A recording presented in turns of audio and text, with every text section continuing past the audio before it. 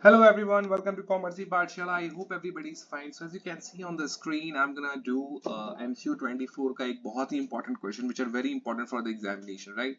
And this question is from the IGNOU examination notes that we have prepared for the June examination, as you can see on the screen. So if you're a group member, you will get this PDF at just rupees 250 per paper. But if you are not, you will have to pay rupees 300 per paper for this PDF if you want to buy. And yes, along with these PDFs, I'm gonna provide you the online classes as well, starting from this Saturday and Sunday only. So from Saturday, we are gonna take the first class. So those who are interested to join, they can directly join our group actually. So अगर आप group join करते हो तो वहाँ पे link जो है आपको मिल जाएगा ऑनलाइन क्लास का। जितने भी स्टूडेंट्स इंटरेस्टेड हैं ऑनलाइन क्लासेस को लेकर के, उनको पहले लेकिन नोट्स लेना होगा, क्योंकि नोट्स के थ्रू ही मैं स्टडी कराऊंगा, राइट, क्लासेस कराऊंगा। तो नोट्स अगर आपके पास रहेगा, आप पहले से थोड़ा बहुत स्टडी उसको करके फिर ऑनलाइन क्लास ज्वाइन कर सकते हो, ताकि चीजें आपको बहुत अच्छे तरीके से समझ में आ जाए। ठीक है, तो हमारा जो आज का टॉपिक है वो MCU 24 से रिलेटेड एक बहुत ही इंपॉर्टेंट टॉपिक है, जो कि प्रीवियस ईयर क्वेश्चन में आया हुआ है। उसी को हम लोग आज डिस्कस करेंगे। ठीक है, तो चलिए फिर शुरू करते हैं हमारा आज का टॉपिक। और हाँ, चैनल हमारा सब्सक्राइब कर लीजिएगा, ताकि आपको जो है इसी तरह का नोटिफिकेशन जब भी मैं कोई वीडियो डालूं तो वो आप तक पहुंच जाए, ताकि आपको पता चल पाए आपका एडमिशन कब हो रहा है, आपका रिजल्ट कब आ रहा है, आप फॉर्म फिलअप कैसे करोगे, कैसे आप अपना रिजल्ट चेक करोगे। ये सारे क्वेश्चंस के आंसर्स आपको हमारे इस यूट्यूब चैनल पे मिल जाएंगे, अगर आप हमारे यूट्यूब चैनल के सब्सक्राइबर हैं तो। ठीक है, और साथ ही साथ M.Com की या B.Com की अगर आप स्टडी कर रहे हैं तो आप डायरेक्टली हमारे ग्रुप को ज्वाइन कर सकते हैं। ग्रुप ज्वाइनिंग फीस सिर्फ और सिर्फ 100 रुपीज है, जो कि लाइफ टाइम एक्सेस आपको वहां पे मिलेगा। मतलब जब तक आपका कोर्स कंप्लीट नहीं होता, we are gonna provide you the access of that particular group, जहां पे ढेर सारे बेनिफिट्स हैं। सबसे पहले तो आपको असाइनमेंट्स फ्री ऑफ कॉस्ट मिल जाते हैं। along with that you will get the chapter wise question answer as well for free of cost. Only the notes will be chargeable, and those who will take the notes can participate in the online class. Okay, so let's start today's topic, which talks about is business ethics an oxymoron? Comment है ना, हम लोग one का ए ही करेंगे, otherwise lecture काफी लंबा हो जाएगा। सो वन का ए हम लोग अभी करने वाले हैं। आई होप कि आपको ये लेक्चर काफी पसंद आएगा। इसको शेयर कर दीजिए अपने दोस्तों के साथ, ताकि वो भी इस लेक्चर को देख करके चीजों को समझ सकें। काफी इंपॉर्टेंट क्वेश्चन है, प्रीवियस ईयर क्वेश्चन में आया हुआ है, एंड वेरी मच पॉसिबिलिटी है कि इस वाले एग्जाम में भी ये आ जाए, है ना। तो चलिए फिर शुरू करते हैं। तो टर्म ऑक्सीमोरन का मतलब क्या होता है, पहले वो समझ लेते हैं, फिर हम ये समझेंगे कि क्या बिजनेस एथिक्स एक ऑक्सीमोरन है।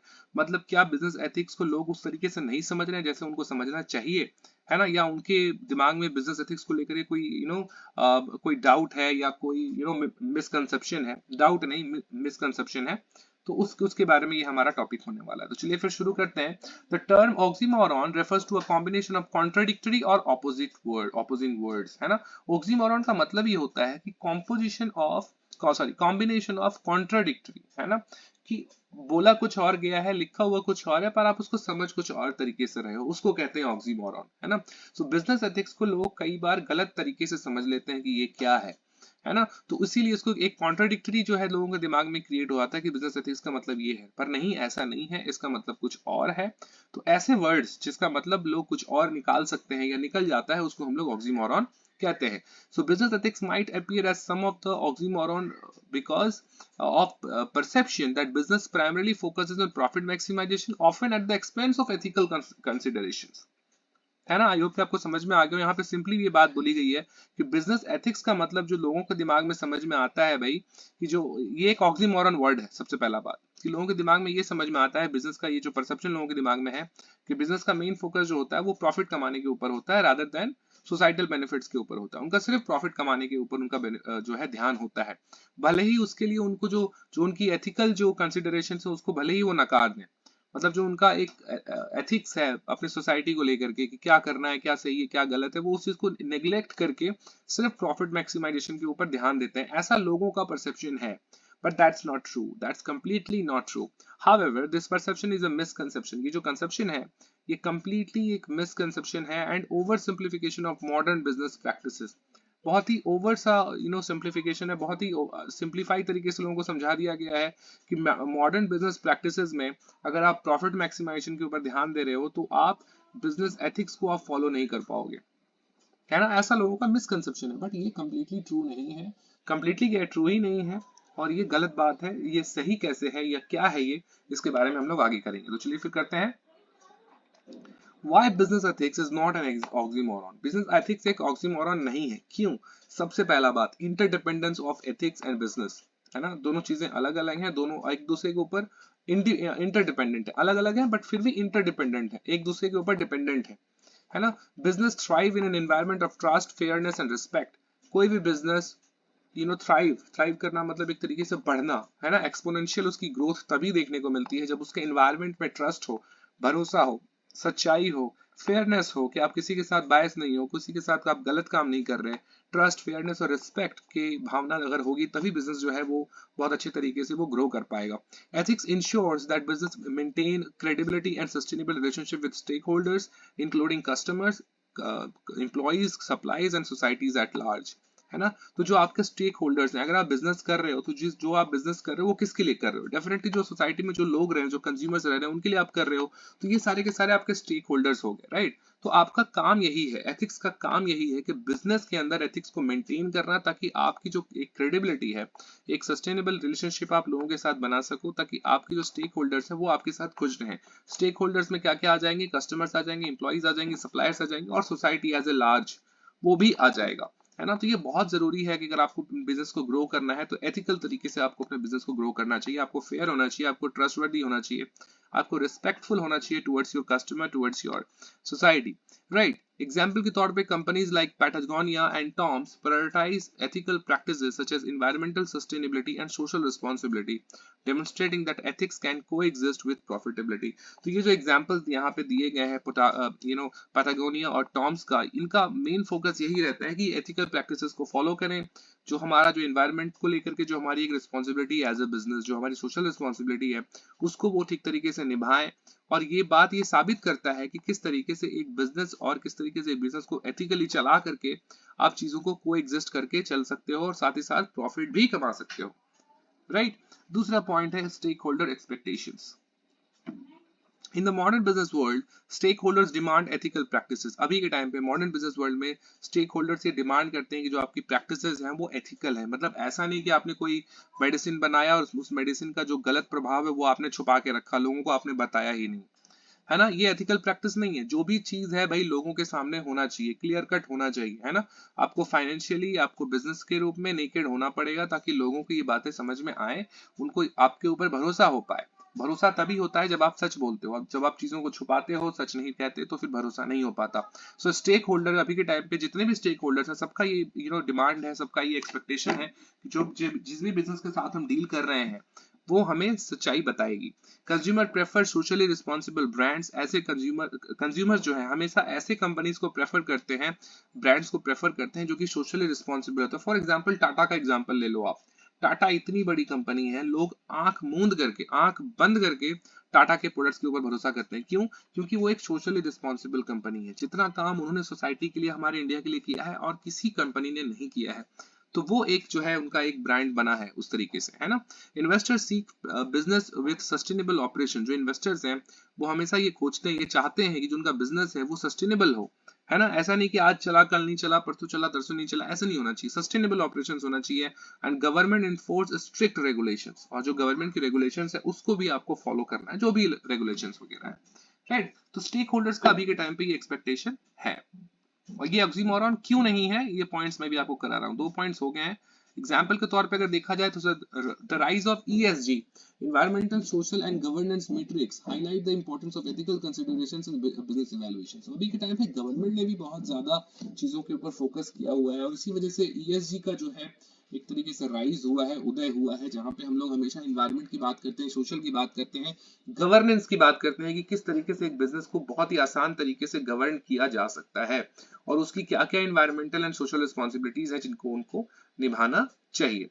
तीसरा पॉइंट है long term success over short term gains, है ना? अगर शॉर्ट टर्म गेन्स आपको मिल जाएंगे तो उससे क्या ही फायदा, लेकिन अगर आप लॉन्ग टर्म सक्सेस पाना चाहते हो, अगर आप बहुत दिनों तक सस्टेनेबल काम करके करते हुए लोगों को प्रॉफिट पहुंचाना चाहते हो, खुद के लिए भी प्रॉफिट कमाना चाहते हो, तो उसके लिए आपको एथिकल चीजों को अपनाना पड़ेगा, एथिक्स को अपनाना पड़ेगा, है ना।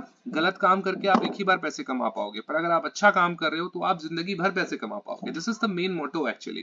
Okay, so ethical practices contribute to long term success by building brand loyalty. देखो यहाँ पे वही बात बोला गया है कि एथिकल प्रैक्टिसेस जो है वो कंट्रीब्यूट करता है आपके लॉन्ग टर्म सक्सेस में, जहां पे आपकी ब्रांड लॉयल्टी क्रिएट होती है, जो लीगल ट्रबल्स हैं वो आपसे दूर रहते हैं, and fostering positive work place environment. और जो वर्क प्लेस का एनवायरनमेंट है वो भी बहुत ही पॉजिटिव होता है, क्योंकि आप चीजों को बहुत ही एथिकली कर रहे हो, है ना। आप किसी से कुछ छुपा नहीं रहे, आप जो भी कर रहे हो बहुत अच्छे तरीके से सीना ठोक करके कर रहे हो, ताल ठोक करके कर रहे हो, right. This is very important. While unethical practices might yield some short-term profits.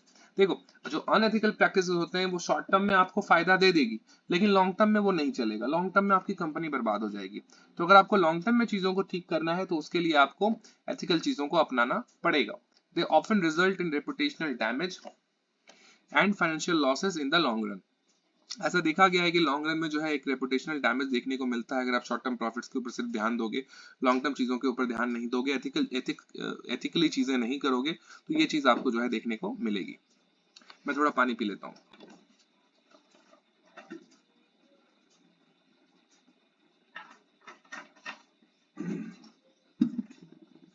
Okay guys, तो केस स्टडी के यहाँ पे तौर पे बताया गया है, या एग्जांपल के तौर पे बता सकते हो, the Volkswagen emission scandal resulted in significant financial penalties and reputational damage, underscoring the cost of unethical behavior। देखो, दुनिया में एक बहुत बड़ी कंपनी है Volkswagen, है ना। जो Volkswagen है वही Volkswagen है एक्चुअली, उसका Volkswagen इसका प्रोनाउंसिएशन है।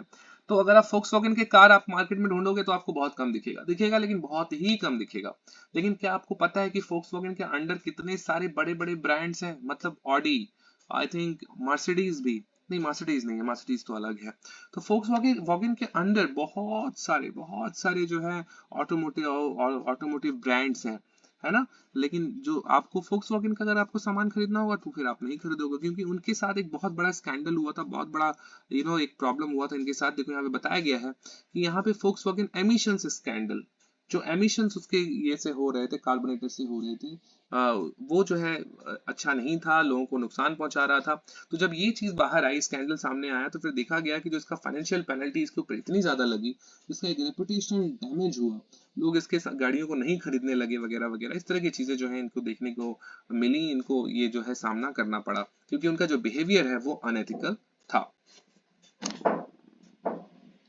Perceived contradictions के बारे में अगर बात की जाए, so critics often cite examples of corporate misconduct such as environmental exploitation or tax evasion or evidence that ethics and business are incompatible, है ना। कई बार ऐसा देखा गया है कि जो बिजनेसेस हैं वो अपने टैक्सेस को बचाने के लिए टैक्स इवेजन करती हैं, टैक्स को अवॉइड करना चाहती हैं, टैक्स नहीं पे करना चाहती हैं, बल्कि एथिकली उनको लेकिन पे करना चाहिए, राइट। तो कई बार ऐसा देखा गया है कि जो कॉर्पोरेट मिसकंडक्ट हम लोग को देखने को मिलता है, जो एनवायरमेंटल एक्सप्लॉयटेशन होता है, या टैक्स से लोग बचने की कोशिश करते हैं, ये सारी चीजें जो है आपका बिजनेस एथिक्स के अंदर आएंगी, जो कि आपको नहीं करनी है, ये चीजें आपको नहीं करनी है।